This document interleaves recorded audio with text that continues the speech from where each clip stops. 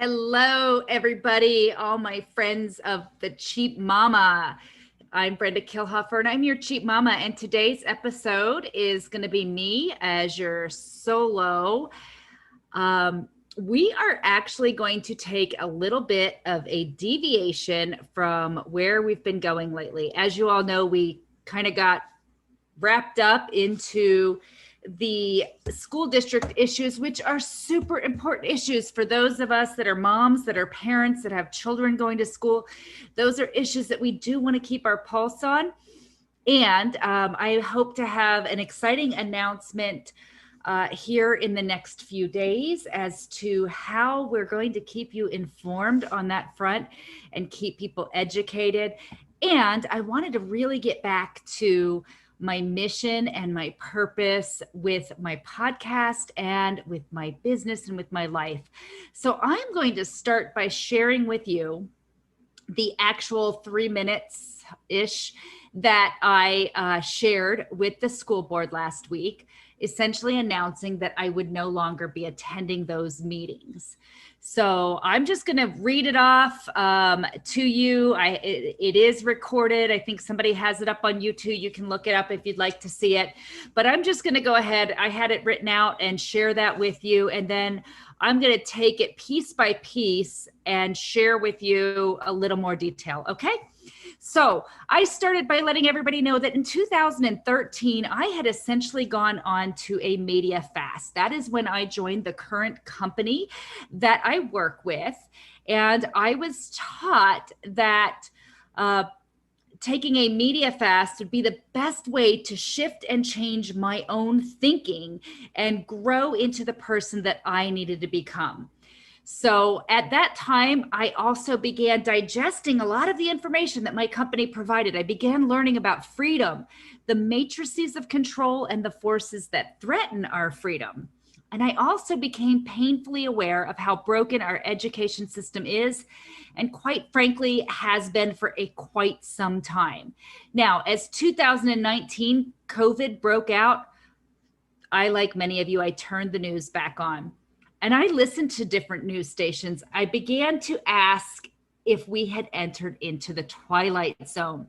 I could see clearly that there truly was a left media and a right media, and that they both reported completely different stories and both seemed to tell the viewer what to think rather than reporting on the facts and allowing the viewer to decide how to think for themselves.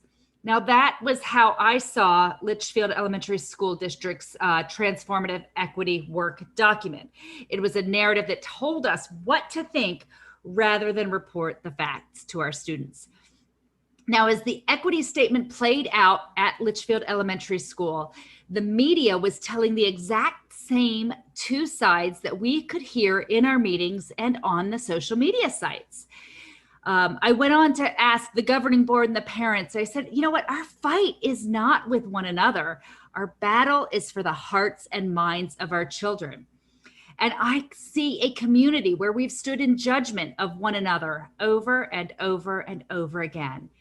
Everyone wants to be heard, yet few want to listen. I stated that I had made the decision to enroll my children in a charter school that aligned with my core values. And the values that I want my children to grow up with you. And then I asked the community, I said, my ask of you is that you unplug from media sources, really look at which special interest groups are stepping in with solutions. And are these solutions really providing what we want for our kids, our community, and our nation? And have these solutions ever really worked? Do we want our children to be free thinkers, inventors, and problem solvers? Or do we want them to be activists for a political agenda and a system of control? I realized last week that we are all simply playing the role these systems of control have asked us to play as activists on our respective sides. We've learned our respective narratives well, and the divide that I truly believe none of us want grows deeper. As a result, we've not modeled the behavior we want and expect from our children. And I took responsibility for any role I may have played in that. And I would ask that each of you do the same. We have to find a better way. I stated that I will not be attending future meetings, but I am not laying down my sword. I will continue to fight for our rights as parents to be the governing body when it comes to training our children's hearts. And I will stand with all parents who want to do the same, even if you want to train your child's heart differently than I choose to train mine. Because that, my friends, that's what freedom is. It has become painfully obvious to me that somewhere along the lines, my school district, as many of yours out there, have chosen to utilize resources and committee members that only offer one perspective in this argument. I had looked forward to my son going to kindergarten with neighborhood friends, graduating high school, and with those same friends. But I simply can't be in alignment with the current options on the table. And you know what? It makes me really sad. Parents, community members, all of you out there listening to the podcast, I'd like to remind you that there are other options. We can vote with our feet. We can vote by moving our children and our tax dollars to educational institutions that will honor our values and beliefs through tax credits. It's no longer okay for us to allow a broken system to dictate the lens our children view the world through. So anyway, that was essentially the statement that I made to the district. And why did I make that statement? Why did I take that deviation in approach from where I had been? Well, quite honestly, I had done some educational seminars that prior weekend.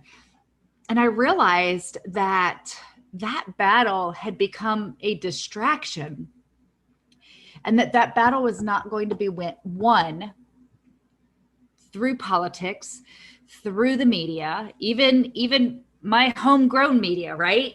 We're not going to win that battle through that. Now, it's important to continue to educate people and help them see what those things are all about. Yet we're not going to win that battle simply by arguing it out on the news, because we're all preaching to the choir, right? Those of you that align with my values are listening to me, right? Those of you that aren't, well, they're not even hearing this segment, are they? Because they're not in agreement with me. We tend to listen to the media that is in alignment with our core beliefs. But I realized we've got to be in the living rooms, face to face, knee to knee, elbow to elbow, sitting across kitchen tables with one another and having real conversations, really understanding what people need and what's going on for them in their homes. And those are the conversations that this show was designed for. And those are the conversations that I want to begin to have with you, the listeners, today and going forward. Not to say that we won't ever revisit some of these conversations, because they are part of life. They are things that we have to sit down and have real, truthful, honest conversations about. But I want to talk about something today that I know is affecting each one of you and is impacting each one of you. And I'm not sure if you're even have your finger or your pulse on what's causing it. So ladies, I know that moms, dads, whoever is taking care of your household finances, I would imagine that right now you're kind of in one of two camps. You've got a lot of extra in savings. You've got a lot of extra money laying around that you didn't have before. There seems to be quite a bit of that because people are selling homes, and people are, making more, even those on unemployment are making more than they made in the past. There's tax credits. So maybe there is a good bit of money sitting in an account somewhere, but perhaps it's going a lot faster than you expected it to, or maybe you don't have any of that. And yet you're noticing that your weekly checks are not quite going as far as they used to. See, I noticed that I definitely noticed that. And I assumed that a lot of it was just because my husband was working fewer hours. But yet I do make it a habit to go through and put together a weekly or a monthly cash flow plan. And if you're not doing that, if that's not a practice that you're doing, some people call it a budget, I call it a cash flow plan. But if you're not sitting down once a month and looking at, okay, these are the expenses I have coming this month, because let's face it, sometimes we have expenses from month to month that we don't have every single month. And this is what I anticipate is coming in, and this is where it's going to go. So anyway, we had done that. And well, for us, the horse population has grown on our property.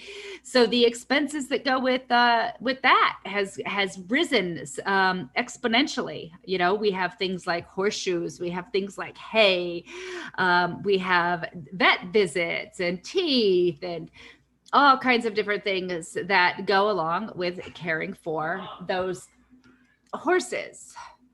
Sorry about that, as it is spring, so you'll hear mom here and there. That's the beautiful thing. I get to do this from home. And so I saw that right away.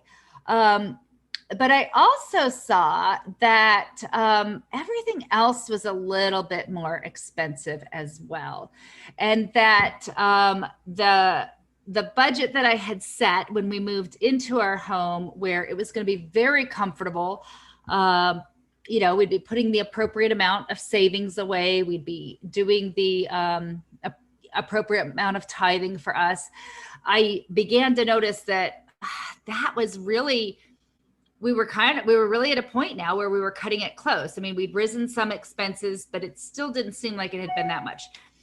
And let's talk about some numbers that came out here just over the weekend. Today's the 14th, so they came out over the weekend, inflation numbers. So the current annual inflation for the 12 months ending May 2021 is 4.99%. It's almost 5%, ladies and gentlemen, almost 5%. That is huge. Now, let me put this into perspective here.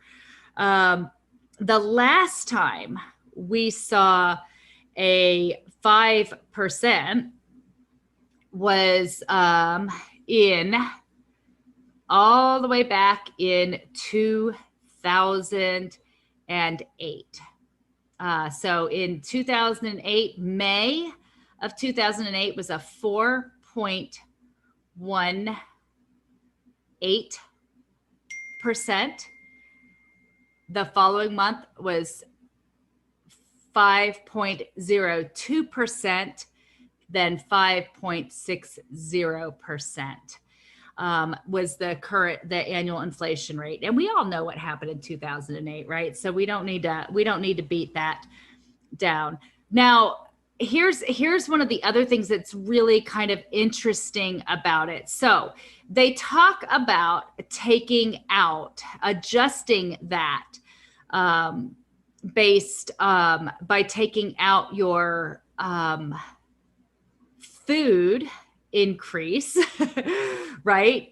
And your energy increase. Now, that I don't know why you would do that, because let's face it, our food increase and our energy increase are probably a very big part of our spending every month, correct? Right? So the energy prices increased, get this, 28.5% over the last year, although it was flat over the last month. So if you took those two out, it was still a 3.18, which is still quite high. Now, as I look through these charts, those numbers, the June, July numbers tend to be a little higher. But if we go back to all the way, if we go clear back to 2000, 2001, 2002, we really haven't seen anything this high since 2008. We had a little bit of a blip in 2011 of 3.56. 2014 of 2.07, 18 2.87, but we really until 2017 had been looking at inflation of under 2%. So that's huge. That's really a big number, right? And that certainly explains why things might feel a good bit tighter in your home. And the consumer price index, also the inflation is calculated based on that number. So at the end of the day, what do we do about it? What do we do when we see this happening? What can we do? So our consumer price index was 269.15, and that has been steadily going up this year. So now what do we do? What do we do in our households? If food and energy, which of course here in the summer where many are spending more money on the cost of energy to keep the air conditioners running, especially here in Arizona, maybe you're in one of those places where you can take the windows down and it actually goes lower, but those are big expenses in our homes, right? You know, you couple that with gas prices, everybody's seeing that go up.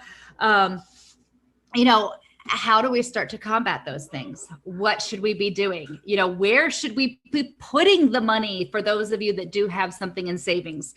Well, I actually had a conversation with a mentor of mine the other day, and that mentor had made a statement about what investors are currently doing at the moment. So here's what institutional investors right now, what he shared with me, are actually investing in treasury bonds. What does that mean? That means they're not getting any return on that investment. They're just keeping their money safe. So professional and institutional investors are not seeking out the places where they're going to get a return. They're actually sticking their money into treasury bonds for the purpose of keeping it safe. That's kind of telling, isn't it? So what do we do with that information? Well, I guess it all depends. What do you have? What do you have in savings? Do you have an emergency savings set aside? Do you have what you need in liquid enough assets that if there were a job loss, if there were an emergency, if there were a medical situation where you couldn't work, that you could cover yourself for a period of 3 months, 6 months, a year? That's step one. Do you have that emergency savings plan? Do you have a long-term emergency savings plan? If we see that food is rising, do you have some food set aside, some of the basic staples? You know, if you have some extra money and you can buy it now while it's a little bit lower and you have it, have you done that? Have you thought about doing that? We're going to talk about that and all kinds of more after the break. But I really wanted to get that information out to you. That was a huge, I mean, like, 5% is not what you see in the United States of America. 5% inflation is what you see in a lot of third world countries. So what's causing it? And what are we going to specifically do about it in our households? So we're going to talk about that when I come back after the break. And, you know, this is really the essence of what the Cheap Mama life is all about. Is helping you to live your best life, helping you to make sure that you have a secure future, secure financial future, and really that you are growing each and every day, whether it's personally, financially, spiritually, physically, in all of those areas. So today we're gonna really dive into that financial side just a little bit, a quick overview, maybe some of the things that you can start to step into right here and right now. And then we will come back after the break and we're going to discuss some a couple things, maybe 4 or 5, I'm not sure, things that you can specifically do right now to protect your finances, your home, and your family from any additional inflation that comes through, any other financial upset that could be lurking in the background in this financial matrix that we live in. And that was one of those matrices of controls that I referred to in the very beginning when I shared my conversation with the board. So I will see you right after a word from our sponsors.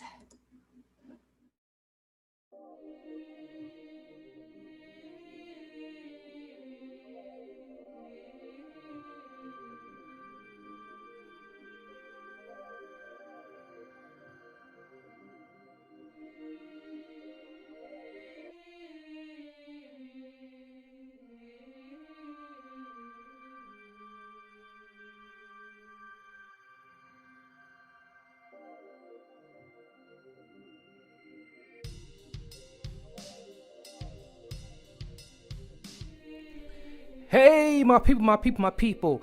This is Marcus from the Transform You Media Network. If you are enjoying the Cheap Mama life, I want to tell you about more content that is similar to what you are receiving right now. If you are the type of person that enjoy inspiration or insightful wisdom that takes you away from the junk that they are giving to you in the mainstream, the Transform You Media Network is the place to be.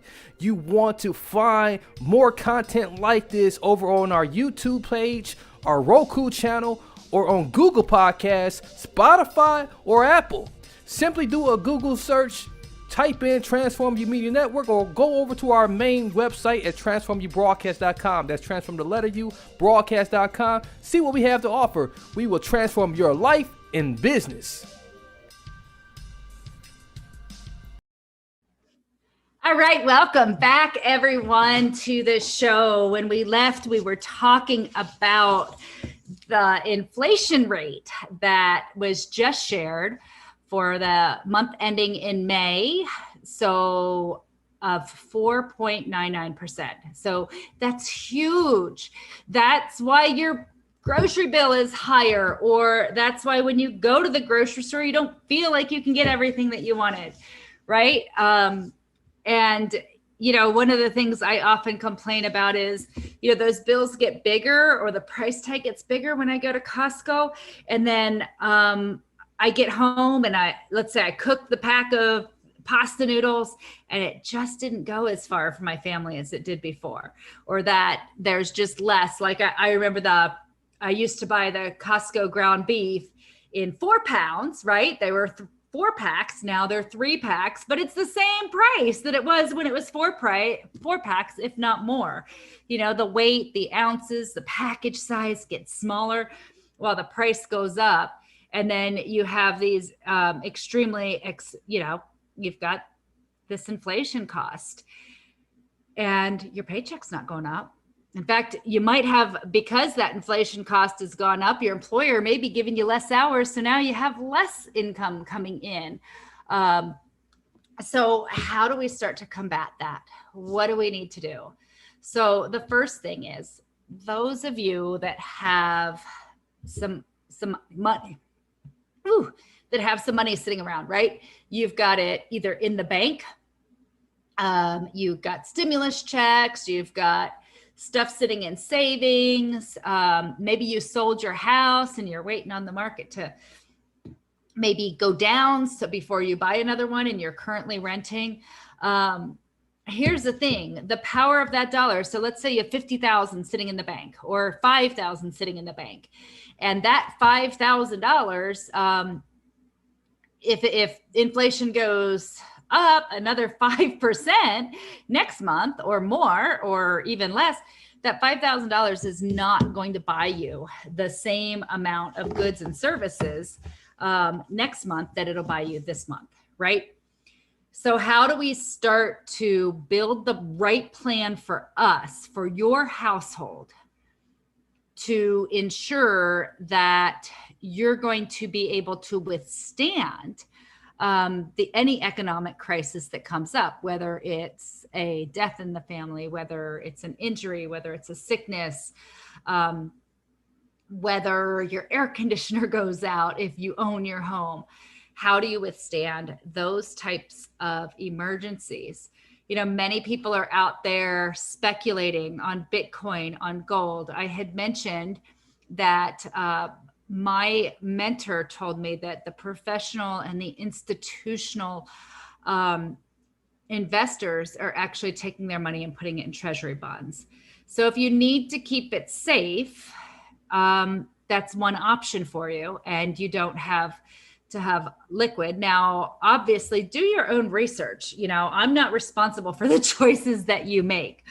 But let me tell you a little bit about where my background is. We had over $120,000 in consumer debt in 2008 after the real estate market crash. And we still had every bit of that, plus all the interest that had accrued in 2015. In 2015, I began doing a financial course. I had tried one earlier. I had tried for my very popular radio personality, and it didn't work for me. I was upside down every month. I couldn't make it work, and my mindset was not in the right place to actually make it work.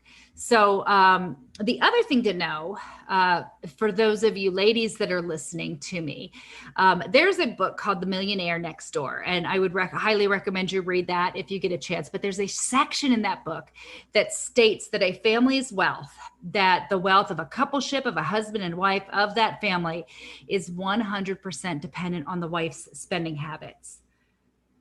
Boom, that was a gut punch for me, right?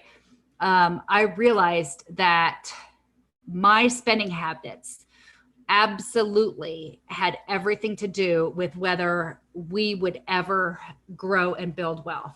And in that time frame where we had $120,000 in consumer debt, I was still spending as though we didn't have debt, right? I was spending money on acrylic nails. I was getting my hair done at the most expensive salons, you know, still spending money on new clothes, whenever I felt like it. You know, it wasn't, my spending habits were not good. If I wanted something, I got it, right? Everything was based on the payment. If we could make the payment, well, then we could have that car.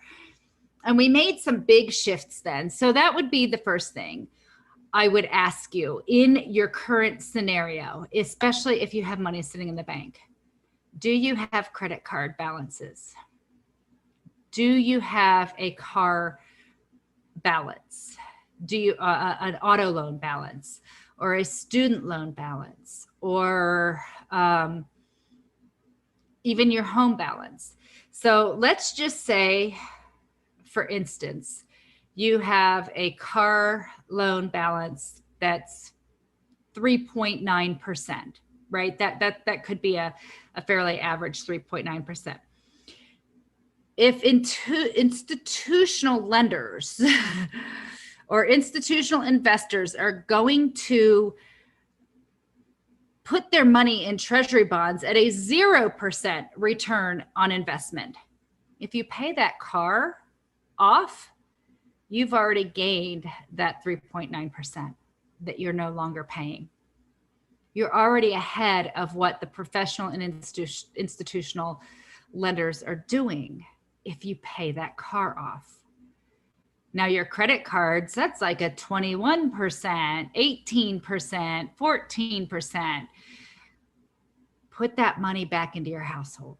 Now, as fast as you can, get those cards paid off. If you have that money sitting in a bank, it is losing value. Last month, the annual inflation rate was 5%. It lost 5% of its value from last year to this year, right? You can buy 5% less, pay 5% less on energy and food, all of those, 23% less on the cost of your energy with that same money. So pay off those cards, right? Pay off the card, pay off the car, pay off the student loans. If you have debt with interest working against you, you're going to come out ahead simply by getting that off your plate, right? Now you can take that extra 4% you're paying in interest or 15% and you can add it to your grocery cost, right? Because your groceries are now going up in price. You can add it to the cost of your utilities because your utilities are now going up in price. That's step one. Where to put it? If you've done that, the next place, your house. So let me ask you, let's say inflation continues to go up and your house payment's comfortable for you to make right now, right? But it's super tight. It's super, super tight. You're just making it each month. You're not adding anything to savings. You're just getting by, but you have this little nest egg. What happens as the cost of groceries go up? Maybe that mortgage doesn't change, but now the cost of groceries has gone up. What if you have another child? Now you're buying more food and the cost of groceries has gone up more. Or let's just say you don't have it. You don't even have to have more children. If you have boys, I guarantee you they're going to hit a growth spurt and they're going to eat 5 times the amount of food that they were eating this month. I have a teenage boy and then I have a kindergartner or going into first grade. Those boys eat a ton of food. The cost of the food is going up, and now the amount of food you're consuming is going up, but your paycheck didn't change and you were barely holding on before. As inflation goes up, you're not going to be able to continue to maintain all of those other payments. If let's say now you're down to just the house, right? No other debts, but these other costs went up and you were already tight. Now what's at risk? Your mortgage, right? Well, if you have a ton of equity in the mortgage, then you can sell the home and have money come out of it and maybe get a less expensive home, maybe relocate, whatever. You at least have options. But if you just bought this past year and you bought high, and many people bought with no appraisals, or bought way above the appraised value and put extra cash, so you don't have a great equity position.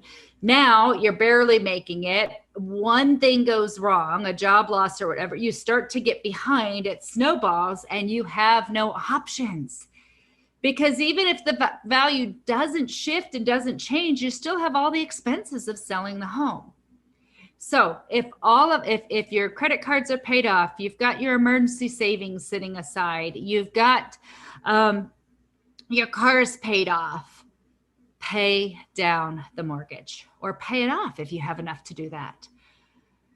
Now, all of that interest that was working against you, you now have the ability to make it work for you. Now you can go and you can make some choices around how you're going to personally invest. Perhaps that investment for you is in treasury bonds, so because you feel like it's safe and secure.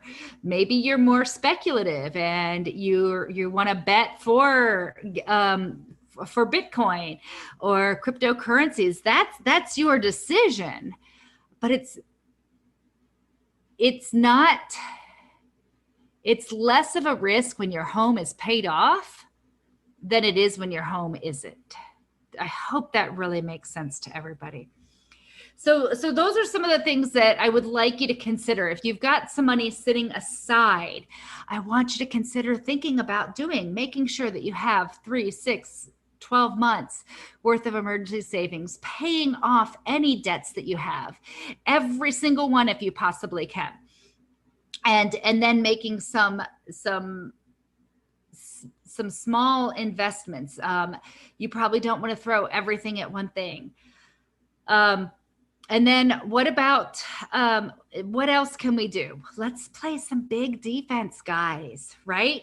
We talked about food stores, putting some food stores aside. Let's say, some of the non-perishables, right? Get in a bunch of the non-perishables at today's price, just in case. And I'm not, please don't go, oh my gosh, Brenda, you're falling into the toilet paper craze. Please don't take it that way. I'm talking about smart planning, right? If that can of cream of mushroom soup is $1.29 today and it's $3.50 in 6 months, but you bought 2 or 3 cans today when it didn't hurt, and you have those in storage, you're going to be able to make your budget go a lot further and make your food go a lot further. Does that make sense? So I'm not suggesting going out and panic buying. That's not at all what I'm suggesting. But I am suggesting that it's smart to have emergency food storage. In any case, again, job loss. You don't know what you don't know. You don't know what's going to happen in the future. You don't know if somebody's job is going to be eliminated and now you don't have the paycheck and you can't afford to go get that food. So it's always smart to have a good 3 to 6 months food storage set aside. It's not about prepping. It's just about being prepared, right?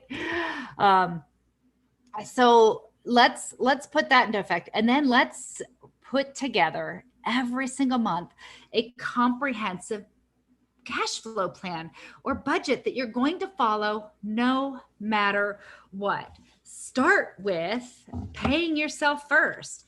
Make sure that you're taking 10% to grow you personally, or you are growing whether you're investing in yourself, whether you're investing in your future savings. One of the first principles I learned is that it's not what you make, but what you keep that determines your financial success. If you pay yourself first, then save what you pay yourself. You're going to have longer term, faster growth. Positive mental attitudes and willpower are essential in this. So who are you listening to when it comes to finances? Who are you modeling, right? Are you getting your financial information from your broke brother-in-law or sister-in-law? Or are you actually going, I sat with a mentor the other day and asked him, what do I do with this income that I have? And his advice was to pay down my house. If I could pay it off, to pay it off. Right? Do that. Now, don't go out and get any more credit cards. Don't go out and buy a new car because you think, oh my gosh, on credit. Now, if your car is getting to the point that it needs to be replaced, go buy a solid used car with low miles where the depreciation has already occurred for cash, so that you do have something to get you forward. And that market, if you go out and look at that market, we've been looking because we have a 16-year-old who's driving now. That market is through the roof. Even the used car market is going sky high right now. So there's an indication that there's a lot of money being spent out there, and it can get easy to get caught up in the high and the abundance that is seemingly out there. But we can't ignore the facts. The facts are that inflation is up 5%.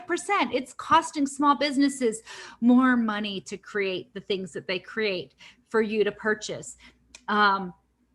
And speaking of small businesses, that's another great place to start. What do you have? What business asset do you have that you're building a future for yourself and reducing tax liability? If you don't have a small business, then I would absolutely take some time to look into what opportunities are out there for small businesses. And really dig in and do a deep dive. There are places I'm happy if you want to pass thoughts to me, send questions. I am absolutely happy to take a look at those, look at their overhead, but really you want something with low upfront investment, low monthly cost that's going to give you a high yield rate of return that you can do from home, but that you could grow big enough in your outside, in the few hours that you might have available now while you have a job in that time, so that if you ever had to rely on it, you could actually build something that created an ongoing and residual income, some type of business asset. So now's a great time to look at that, because you know what? For a lot of reasons, people are looking to work from home. People are looking to support small businesses. But just make sure that you're jumping into something that really truly adds value for you and for your customer, not just one of those things that you're spending money on and might be a nice to have thing. Or maybe in a great up market, sure, people are willing to spend it, but boy, as soon as inflation gets higher and higher, boom, it chops the legs right out from under you, because you want to be able to count on that. So your budget plan, and then really pay attention to who you're listening to. Remember at the beginning of that talk that I gave at the school board, I had talked about how I had cut the media out, and how I realized that the arguments that we were having with other human beings were literally the two different sides of the media spouting their arguments back and forth. Guys, that's by design. If we divided, we fall. United, we stand, right? So let's dive into some books, dive into some listening to proven people with fruit on the tree, right? If you were struggling in your marriage, you're not going to take advice from somebody who's been divorced 5 times, right? You're going to take advice from somebody who has a great marriage, who's an example of the kind of marriage that you want.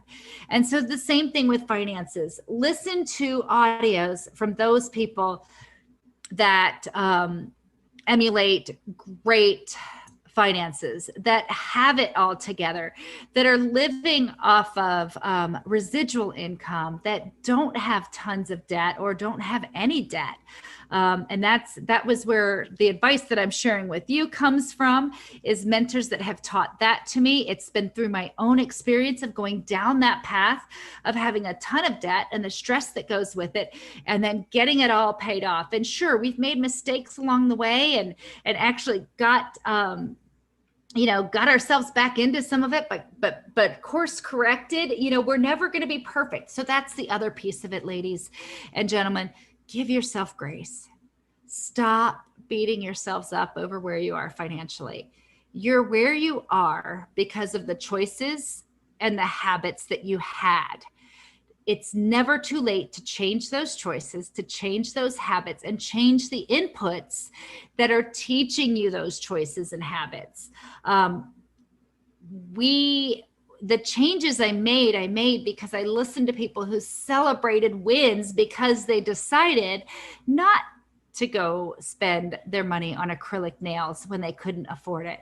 They decided not to take a vacation until they had the cash to pay for that vacation, because they understood that they had not yet earned the vacation because they didn't have the cash to pay for it.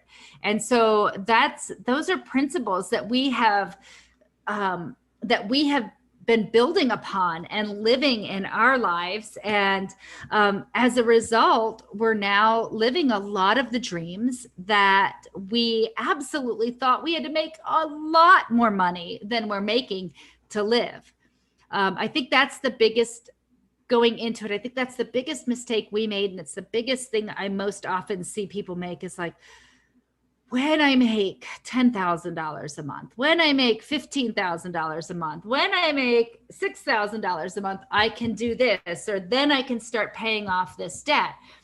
But the reality is that if we start to just be very principled and focused on where every single dollar goes, so start right now. What I'm going to challenge you to do until the next episode is just grab a notebook and write down every penny you spend. Write down every Starbucks cup of coffee. Write down every trip to Circle K for a big whatever drink that they have, or 7-Eleven or whatever store it is you go to get your sodas. Write down every single penny that you spend. And with little tweaks, for instance, when we go to restaurants, we order water until we're in a position to be able to add the drinks. Our kids know. It's so funny to go to a restaurant with our kids, because they'll ask, hey, they used to ask. Now ours are older that they have to have the adult meal. But when they were at that 10, 11, 12, 13 stage where they could still get a child's meal, they would say, hey, does the kids meal include a drink? And if we said, yeah, it does, they would a lot of times they would order the kids meal. And if it didn't, they'd say, okay, well, we're just going to get the adult meal again. They began to learn to spend those dollars more wisely. I mean, think about it. For a family of 5, you can save $15 to $20 just by eliminating the fountain drinks, because they're typically $3.50 to $4 a piece, right? You can, it doesn't take a lot. So start tracking all of the spending, find those leaky buckets. And then let's get on purpose with a budget that you're going to stick to, that enables you, especially if you don't have that emergency savings plan. It's time to get it into play, because the dollars that you currently have are shrinking because inflation is growing. So anyway, I hope that, and begin to just change your mindset. Like, dream big, dream of all of the things that you wanted. Oh my gosh, I've had pictures of horse trailers and horses and land and all of those things back when we were living, in a residential street. Had pictures of the brand new pool that I wanted, that we ended up putting in and then selling the house. It was super great. Didn't even get to enjoy it really, but it was incredible to be able to do those things and see more and more of those dreams come true. I mean, for years, we had Disney World on the map, and in 2019, prior to, or at 2018, just before COVID hit, we were able to go on a trip to Disney World with the entire family, and that was incredible. And we didn't finance it. And we're getting ready to, we're planning an awesome vacation right now to another one of our dream locations. So it's possible for you. If we can do it, you can do it. And I'm here to help and give you practical tips. And please email questions to me at brenda@cheapmamalife.com. Like us, follow me, Apple, Spotify, come download, listen, share this if this was valuable for you, and come visit us on the next episode, because we are now 2 days a week, not just once weekly. So I look forward to more great content. And if you would like to be a guest on the Cheap Mama Life podcast, please send an email. We are always looking for guests that have great perspectives that we can share with our audience. So I look forward to seeing more of you, seeing you twice a week now instead of just once.